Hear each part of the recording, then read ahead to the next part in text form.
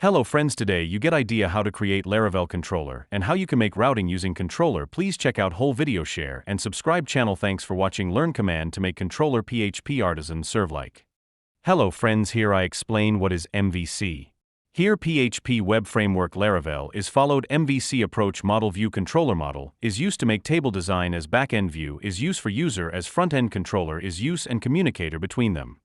Communication between front-end to back-end in controller logic like insert, update, delete. It controls the communication. MVC framework is easy for making code and design differently so both work can do parallel. Thanks for watching. Please subscribe. Out commands related to create Laravel project PHP artisan serve to run Laravel project. Please share others and subscribe channel for more informative videos. Thanks in advance.